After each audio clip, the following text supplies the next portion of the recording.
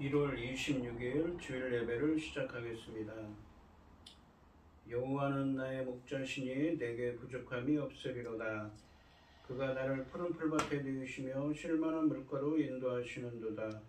내 영혼을 소생시키시고 자기 이름을 위하여 의의 길로 인도하시는도다. 내가 사망의 음침한 골짜기로 다닐지라도 해를 두려워하지 않을 것은 주께서 나와 함께 하심이라. 주의 지팡이와 막대기가 나를 안위하시나이다.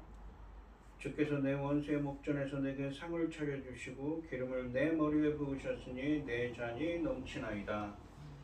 내 평생의 선하심과 인자하심이 반드시 나를 따르리니 내가 여호와의 집에 영원히 살리로다. 아멘.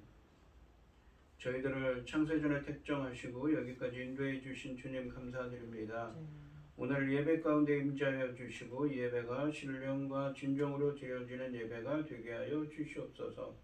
이 모든 말씀 거룩하신 예수님의 이름으로 기도드립니다. 아멘. 찬송가 28장입니다.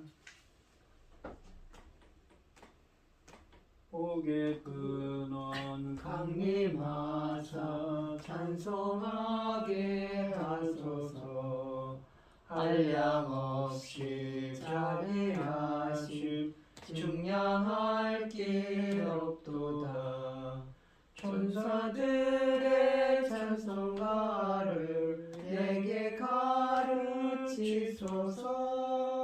구속하신 그 사랑을 항상 찬송합니다.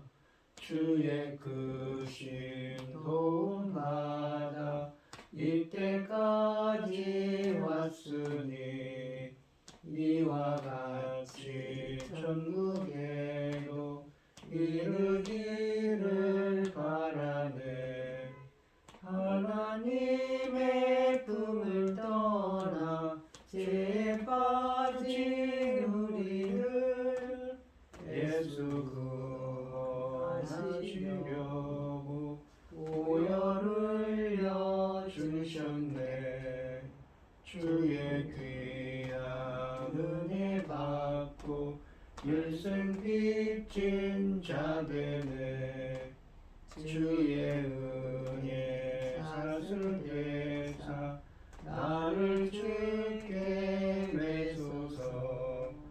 우리 마음은 연약하여 범죄하기 쉬우니 하나님이 받으시고 천국인을 지소서.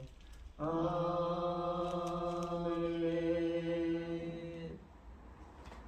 사도신경하시고 신앙 고백하시겠습니다.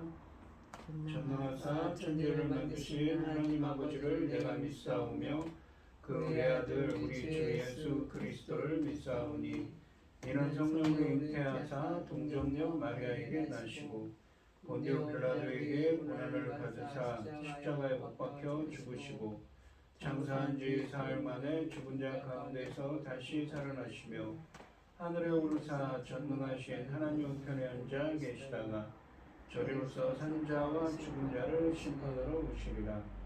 성령을 믿사오며 거룩한 공예와 성도가 서로 교통하는 것과 죄를 사하여 주시는 것과 몸이 다시 사는 것과 영원히 사는 것을 믿사옵나이다. 아멘.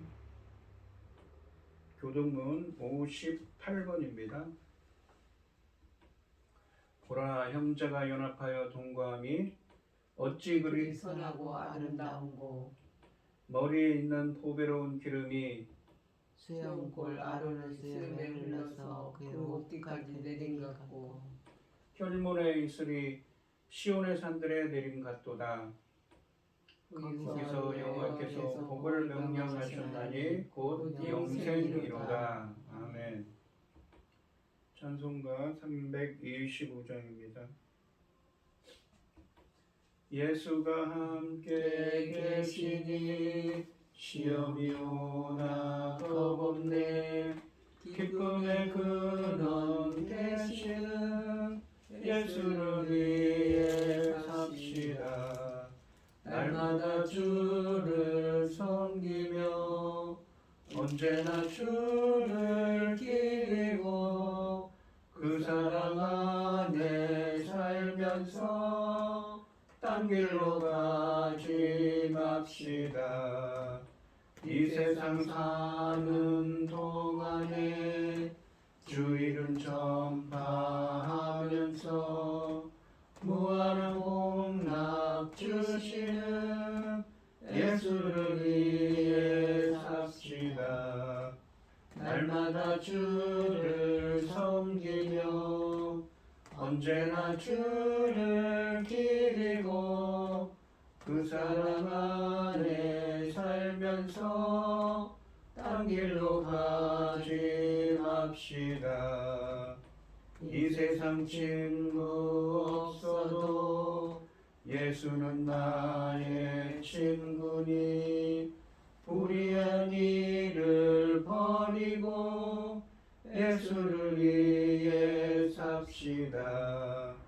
날마다 주를 섬기며 언제나 주를 기리고 그 사랑 안에 살면서 딴 길로 가지 맙시다.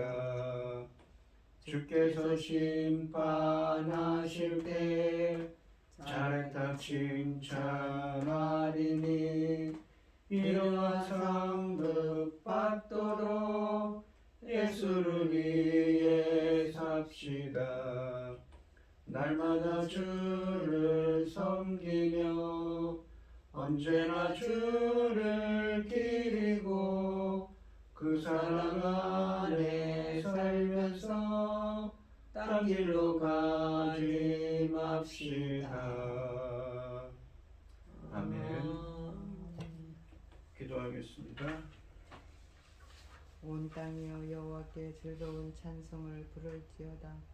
기쁨으로 여호와를 섬기며 노래하면서 그의 앞에 나갈지어다.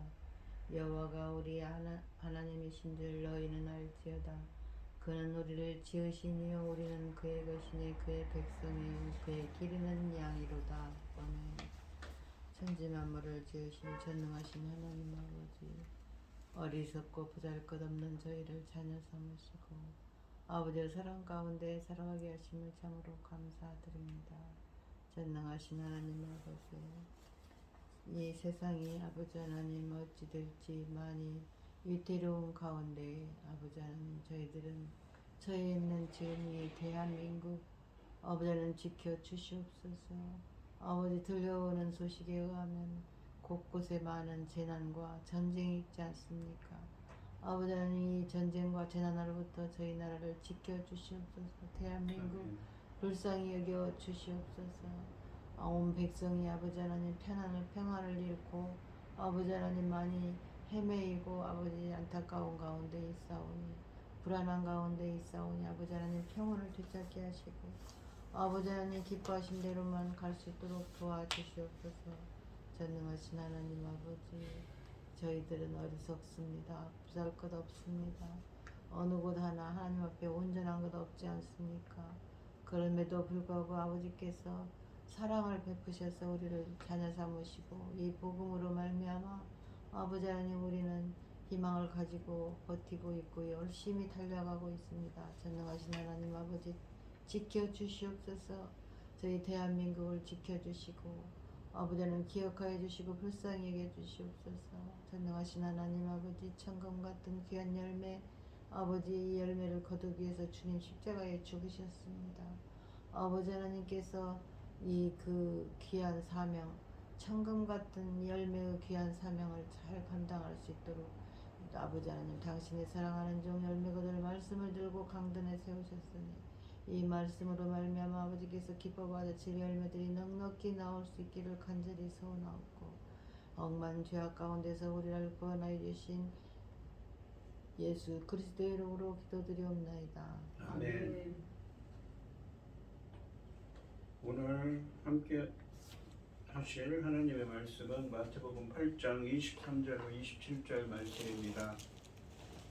교독을 하겠습니다. 제가 먼저 읽겠습니다. 배에 오르심에 제자들이 따랐더니 바다에 큰 물이 일어나 배가 물결에 덮이게 되었으되 예수께서 주무시는지라. 그 제자들이 나와 깨우며 이르되 주여 구원하소서 우리가 죽겠나이다. 예수께서 이르시되 어찌하여 무서워하느냐. 믿음이 착한 자들의 하시고 곧 일어나서 바람과 바다를 꾸짖으시니 아주 천천하게 되거늘. 그 사람들이 놀랍게 여겨 이르되 이가 어떠한 사람이기에 바람과 바다도 순종하는가 하더라. 아멘. 아멘. 찬송 408장입니다. 나 어느 곳에 있든지 늘 마음이 편하다. 주 예수 주신 평안은 늘 충만하도다. 나의 마음속이 늘 평안해. 나의 마음속이 늘 평안해. 악한 죄 파도가 많으나 마음이 늘 평안해. 내 마음속에 솟는 영생수 한없이 흐르니 목마름 다시 없으며 늘 평안하도다. 나의 마음속이 늘 평안해. 나의 마음속이 늘 평안해. 악한 죄 파도가 많으나 마음이 늘 평안해. 참 되신 주의 사랑을 경험치 못하네. 그 사랑 내 맘 여시고 소망을 주셨네. 나의 마음속이 늘 평안해. 나의 마음속이 늘 평안해. 악한 죄 파도가 많으나 마음이 늘 평안해. 주 예수 온갖 고난을 꽤 몽소당했나. 주 함께 고난 받으면 멸류관 없겠네.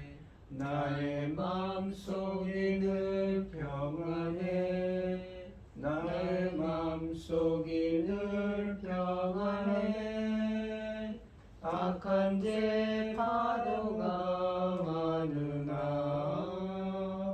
마음이 늘 평안해. 아멘.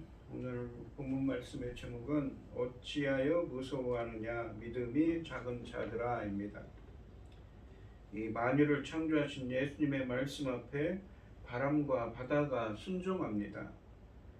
본문은 자연과 악의 세력에 대한 하나님의 권위를, 예수님의 권위를 나타냅니다. 또한 8장 18절 말씀에서 예수님께서 명령하신 바다의 여행이 23절 말씀에서 시작됩니다. 이 앞달라기는 18절부터 22절까지 말씀에서 주제가 되었던 제자도는 본문 말씀인 이 23절부터 27절까지 말씀에서도 계속 주요한 주제로 부각됩니다. 23절 말씀을 보시면 배에 오르심에 제자들이 따랐더니 라고 되어 있습니다. 지난 시간에 28절 말씀에서 호수 건너편으로 가고자 했던 이 예수님의 계획은 제자가 되려는 두 사람과의 면담 때문에 지체되었습니다. 그러나 이제 예수님은 자신이 주도권을 가지고 제자들과 함께 배에 오르십니다. 18절 말씀에서 바다를 건너시고 건너자고 말씀하신 것이 이제 시행된 것입니다. 그리고 본문은 예수님의 제자들이 배를 탔다가 아니라 그를 따랐다고 표현합니다. 따르다로 번역된 이 헬라어 에콜로데오는 이 제자도, 그러니까 예수님의 제자가 마땅히 행해야 될 그 행위 방식의 핵심 용어입니다. 제자도의 핵심 용어라는 것이지요. 지난 시간 말씀인 8장 18절로 22절 말씀에서 제자도의 핵심 어휘들이었던 이 아콜로데오, 따르다라는 말과 제자들, 마데테스라는 제자들이라는 말이 본문 시작에서 다시 나타납니다. 이것은 본문의 이 자연에 대한 기적을 행하신 예수님의 이야기 역시 제자도에 대한 것임을 암시하고 있습니다. 그런데 예수님을 따르는데 어려움을 겪는 이 앞단락인 18절부터 22절 말씀의 제자 후보자들과 대조적으로 본문의 제자들은 예수님을 따르고 있다는 점이 돋보입니다. 이로써 예수님의 주도권과 더불어 제자들은 예수님을 따르는 자들이라는 성격이 잘 드러나고 있습니다. 24절 말씀을 보시면, 그런데 바다에 큰 놀이 일어나 바다에 큰 파도가 일어났다는 것입니다. 바다가 물결에 덮이게 되었던, 배가 물결에 덮이게 된, 배가 물결이 크게 치니까 물결이 덮이게 되었습니다. 예수께서는 주무시는지라 라고 되어 있습니다. 상반절에 보시면 바다에 큰 놀이 일어나 배가 물결에 덮이게 되었으되 라고 하시는데, 헬라어로 본문은 그리고 보라를 의미하는 카이이드로 시작하는데 한글 성경에는 빠져 있습니다. 이 구절은 무엇인가 특별한 일이 일어나려고 한다는 것을 강조합니다. 그리고 여기서 큰 놀이라고 번역된 헬라어는 이 큰 지진의 의미도 있어서 이 마태복음 27장과 28장에서는 큰 지진의 의미로 쓰였지만 큰 폭풍의 의미도 있습니다. 여기서는 큰 폭풍이라는 의미로 사용된 것입니다. 예수님과 제자들이 배를 타고 얼마간 항해를 했을 때 바다에 큰 폭풍이 일어나 배가 파도에 뒤덮이고 있었습니다. 예수님과 제자들이 탄 배는 큰 폭풍에 거의 뒤집힐 위험에 직면해 있었던 것이지요. 하반절 말씀을 보시면 예수께서는 주무시는지라 라고 말씀하십니다. 우리가 20절 말씀에서 보시면 머리를 돌 것도 없으신 예수님은 배를 항해하는 동안 주무시며 휴식을 취하고 계십니다. 본문은 예수님께서 주무시고 계시는 것을 미완료 시제를 사용하여 기록함으로써 예수님이 계속 주무시고 계셨다는 상황을 알려줍니다. 그처럼 폭풍이 심한데도 예수님께서 계속 주무시고 계셨다는 사실은 놀라운 것이지요. 그리고 이 배가 무엇입니까? 상당히 작은 배라고 합니다. 불과 10여 명 정도밖에 탈 수 없는 작은 고깃배였던 것이지요. 구약 성경에서 이 잠은 하나님의 보살피심에 대한 깊은 신뢰의 증거로 간주되는 간주되는 것입니다. 이 장면을 요나가 광풍을 만난 이야기와 연결하는 학자들도 있습니다. 두 본문 모두 시편 107편 23절부터 32절 말씀과 비슷한 점도 많습니다. 그러나 요나는 하나님의 부르심을 따르지 않으려고 도망가는 도중이었던 반면에 예수님은 하늘나라의 사명을 위해 가다라 지역으로 가는 중이었기 때문에 두 인물과 사건을 연결하는 것은 본문의 주제와 다소 거리가 있는 것입니다. 반면에 이 12장 41절 말씀처럼 예수님을 요나보다 더 큰 분으로 강조할 목적이라면 두 사람과 이야기의 비교는 타당성이 있습니다. 본문은 예수님의 평안함과 제자들의 극에 달한 불안감이 극명한 대조를 이루고 있습니다. 25절 말씀을 보시면 그 제자들이 나와 깨우며 이르되 주여 구원하소서 우리가 죽겠나이다 라고 말합니다. 제자들은 예수님과 달리 큰 물결 때문에, 큰 폭풍 때문에 일어난 무엇입니까? 파도가 치기 때문에 무서워서 잠을 이루지 못하고 있습니다.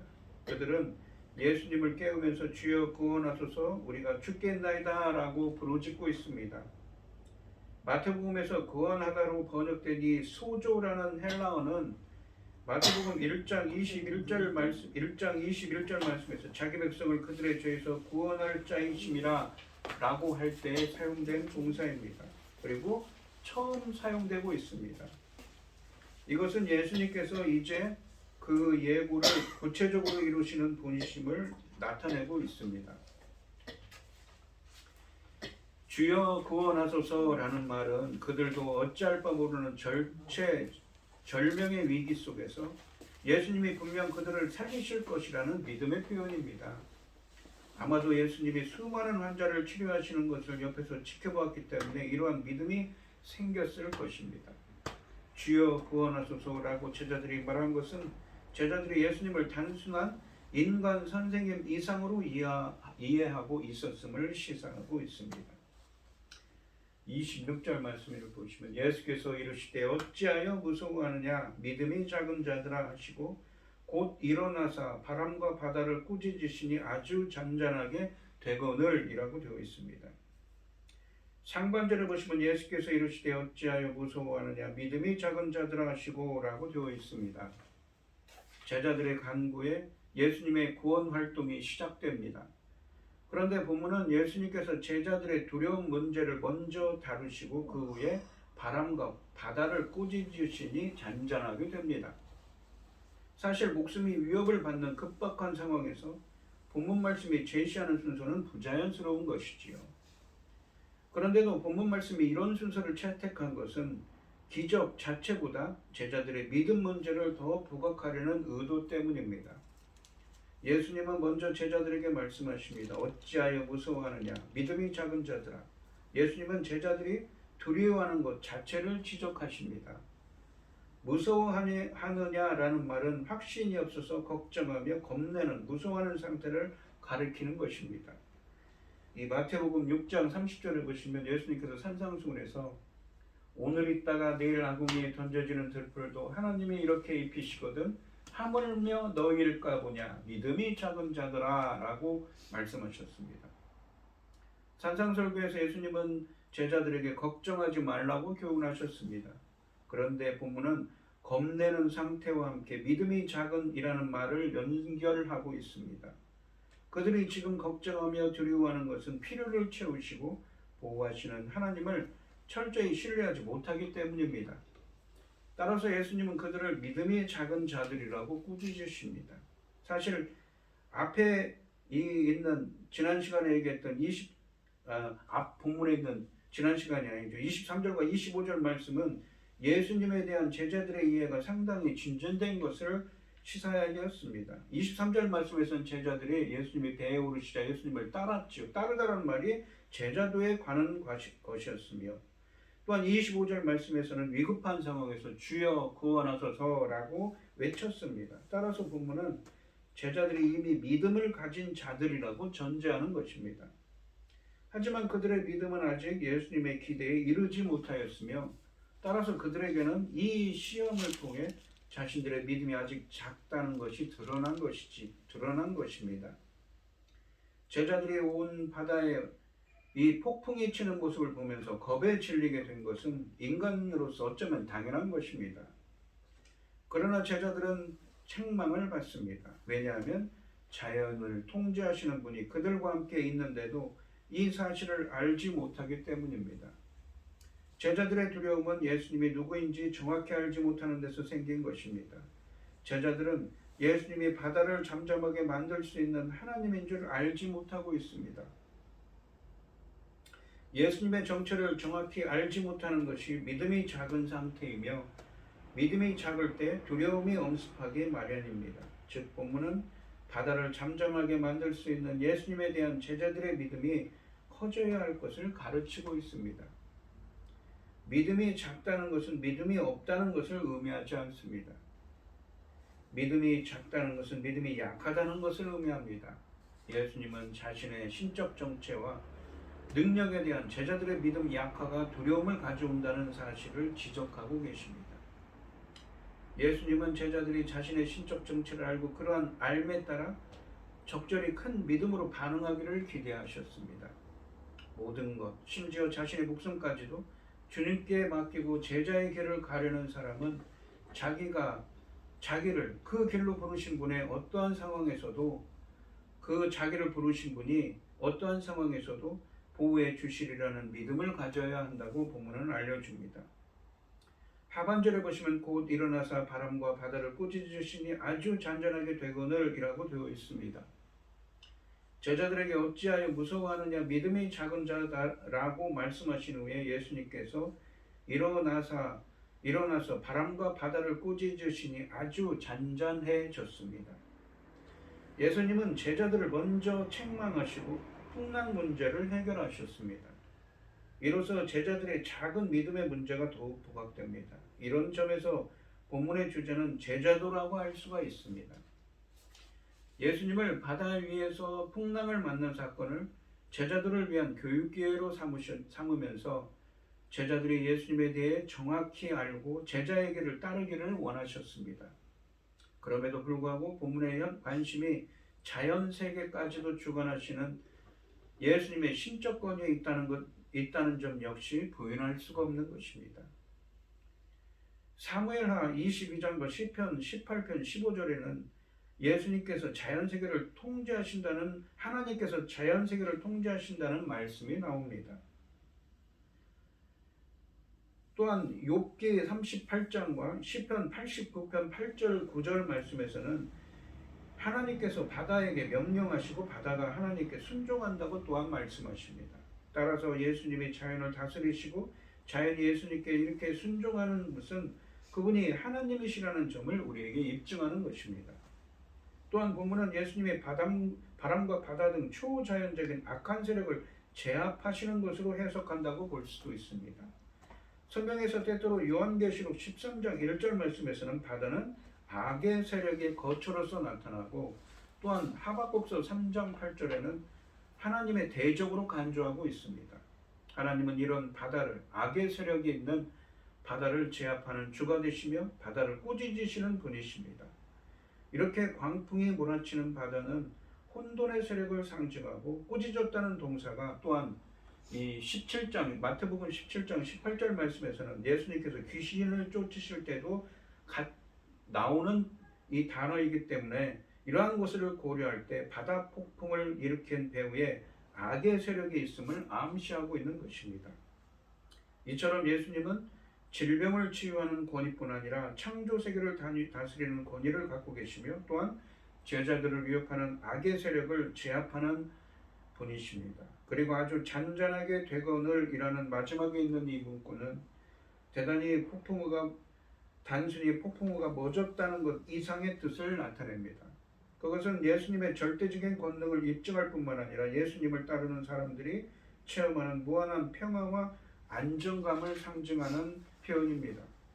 신비하고도 초자연적인 정적이 바다 위에 임하였음을 의미하고 있습니다. 27절 말씀해 보시면 그 사람들이 놀랍게 여겨 이르되 이가 어떠한 사람이기에 바람과 바다도 순종하는가 하더라. 그 사람들은 누구입니까? 바로 제자들이죠. 예수님과 함께 배를 탄 그 배는 작은 배입니다. 그 배를 탄 예수님의 제자들은 놀랍게 여겼습니다. 상반절에 보시면 그 사람들이 놀랍게 여겨라고 말씀하시는데 본문의 맥락에서 그 사람들은 제자들을 의미합니다. 이 놀라운 능력을 바라본 그 사람들, 곧 제자들은 놀랄 수밖에 없었을 것입니다. 지금까지 그들은 예수님이 말씀으로 치유하시고 귀신을 쫓아내는 기적들은 많이 보았지만 이제 전혀 새로운 기적을 목도했기 때문입니다.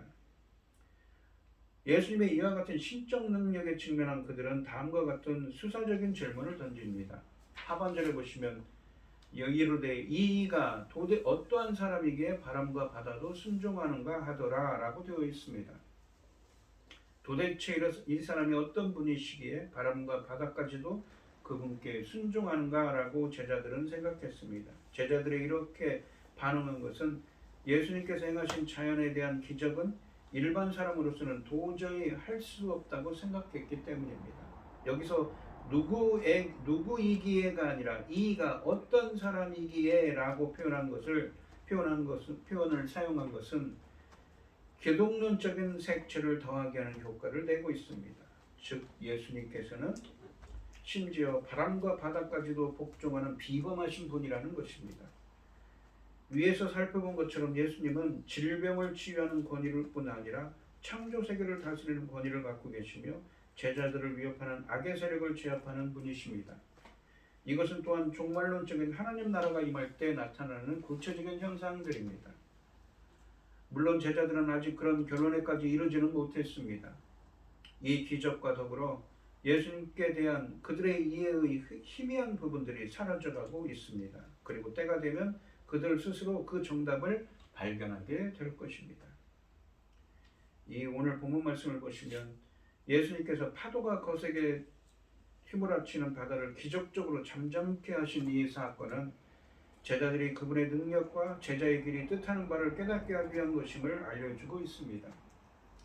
예수님을 따르는 제자들은 엄청난 위험을 무릅쓰고라도 그분의 부르심에 절대적으로 순종할 줄 알아야 합니다. 왜냐하면 모든 것, 심지어 자신의 목숨조차도 주님께 맡기고 제자의 길을, 예수님의 제자의 길을 가르는 사람은 자기를 그 길로 부르신 분이 천지만물의 주인이 되셔서 창조 세계를 다스리는 권위를 갖고 계시고 제자들을 위협하는 악의 세력을 제압하는 분이시므로 어떤 상황에서도 보호해 주시리라는 믿음을 가져야 하기 때문입니다.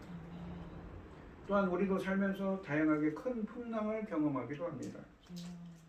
우리가 살면서도 예기치 않은 긴급한 상황, 관계에 따른 긴장, 또 우리가 직장에서도 이 긴장을 겪지요. 정서적인 두려움, 죄의식 등 다양합니다. 인생에서 이러한 폭풍은 피할 수가 없습니다.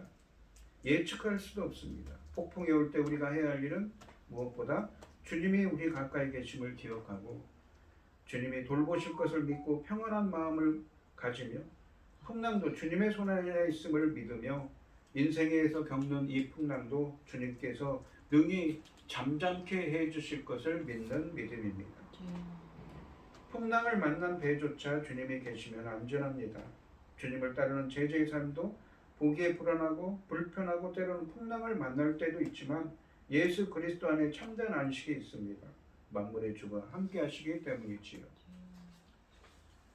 우리가 탄 인생이라는 배에 주님이 함께 계시니 평안하고 담대하게 노저 천국을 향해 항해해야 합니다.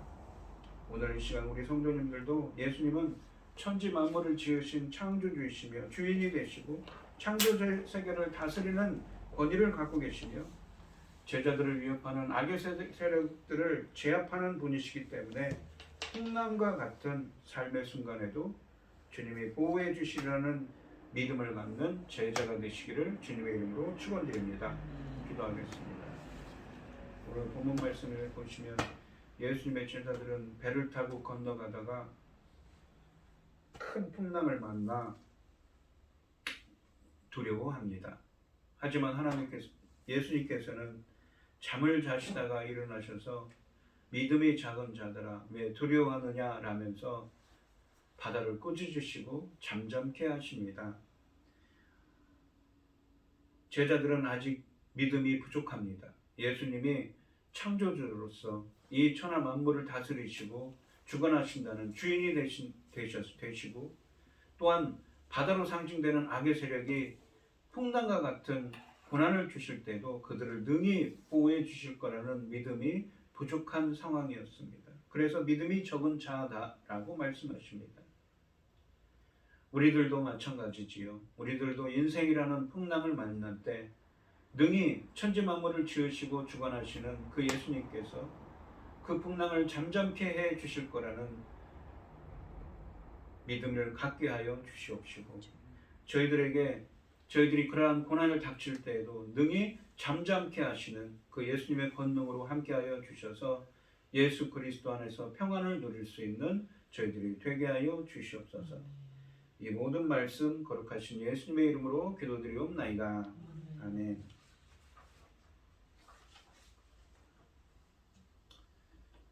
찬송가 413장입니다. 내 평생에 가는 길 순탄하여 늘 잔잔한 강 같든지 큰 풍파로 무섭고 어렵든지 나의 영혼은 늘 편하다. 내 영혼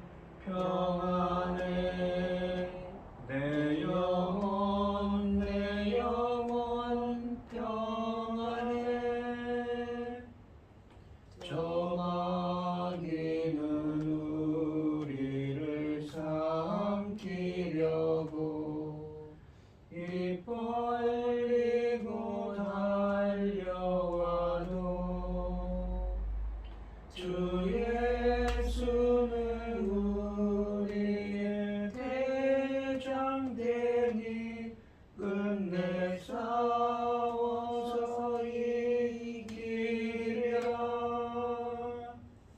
내 영혼 평안해. 내 영혼 평안해.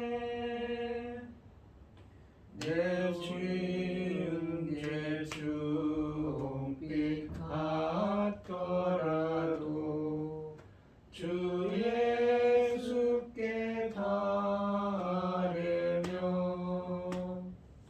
그 십자가 피로써 다 씻으사 있는 보답을 전하리라.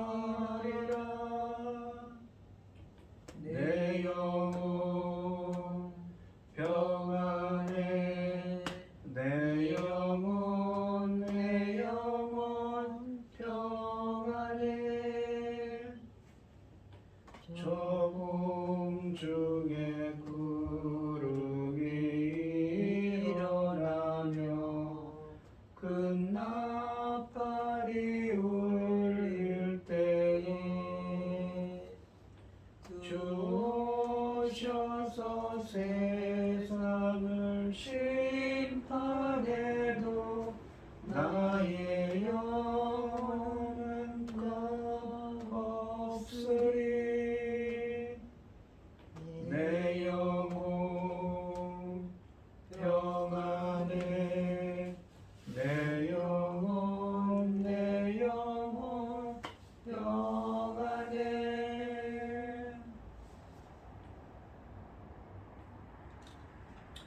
기도하겠습니다.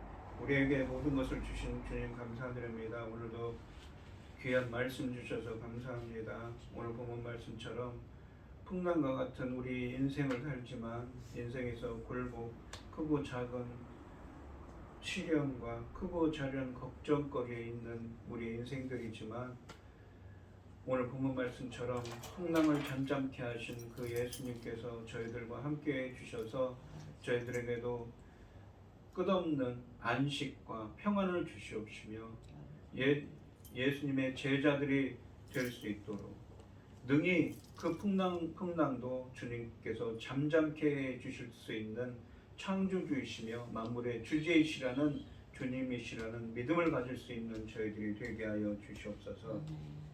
오늘 이 시간 주님의 은혜에 감사드리며 주님께 귀한 예물을 드리는 손길들이 있습니다. 우리 김혜순 권사님 주님께 귀한 예물을 드립니다. 우리 권사님 아픈 곳을 깨끗하게 낫게 하여 주시옵시고 주님의 손을 친히 안수하여 주셔서 항상 폭풍을 잠잠케 하시는 예수 그리스도의 은혜가 함께하여 주시옵소서.